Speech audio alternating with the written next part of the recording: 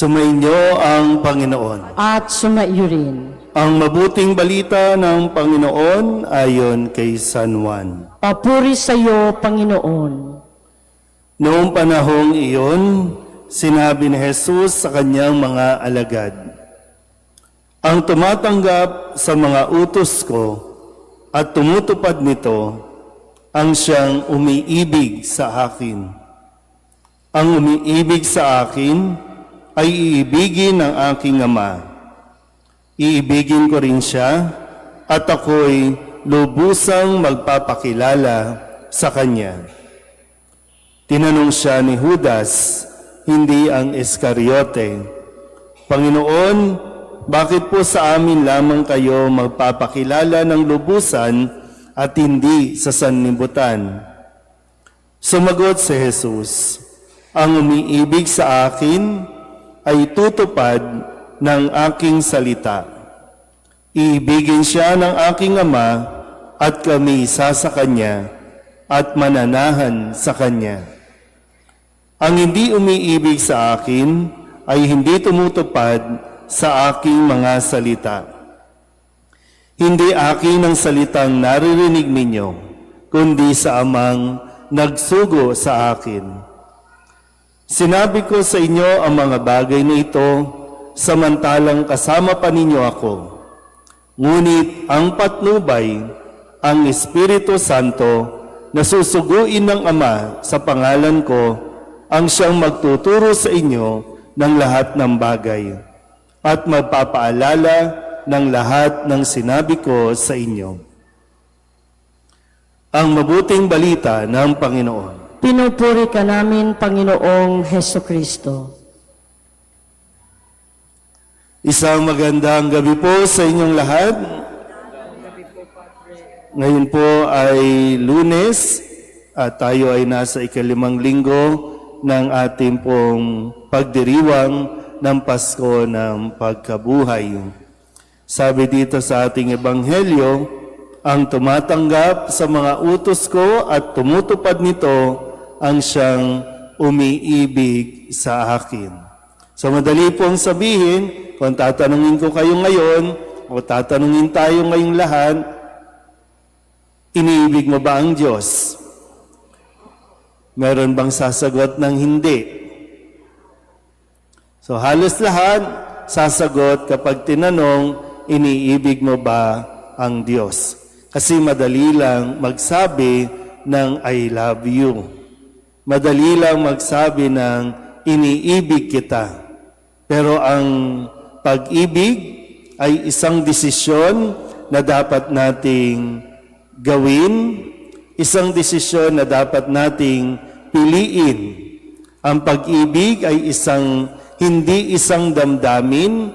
Ang pag-ibig ay hindi siya nararamdaman, kundi ang pag-ibig ay dinidesisyonan.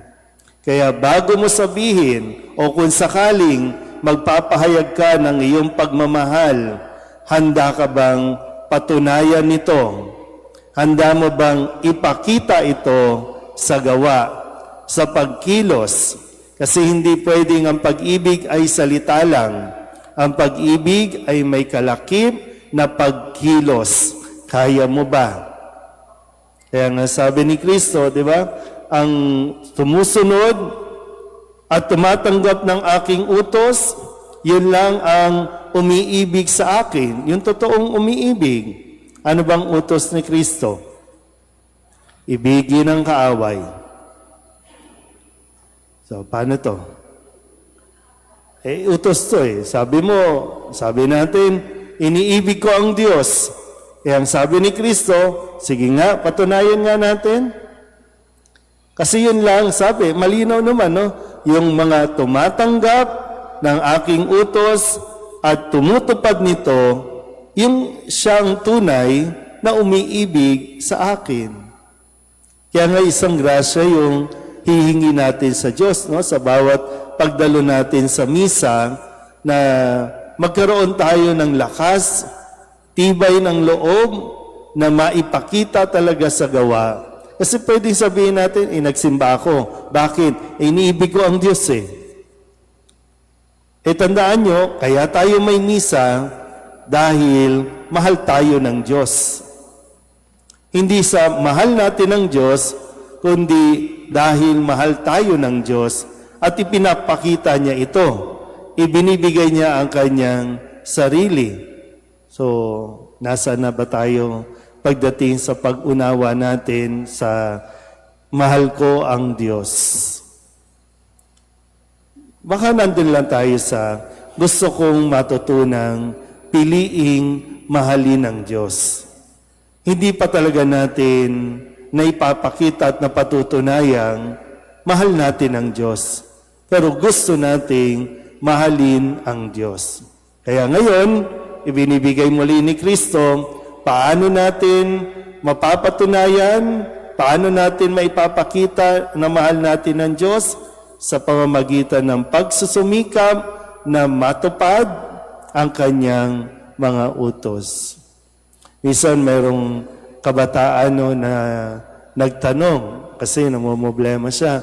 Sabi niya, Father, ano pong gagawin ko? Kasi mayroon po nagkakagusto sa akin at parang gusto ko na rin. Pero mas bata po sa akin eh. Pero parang mahal ko na siya.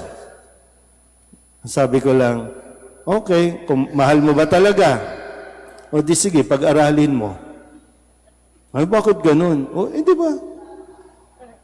Pag-aralin mo, mahal mo pala eh. Di pag-aralin mo, patapusin mo.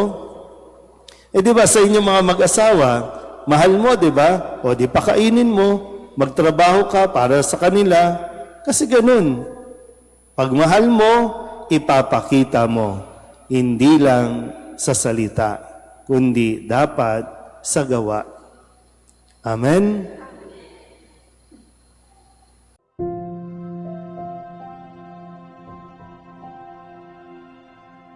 Thank you.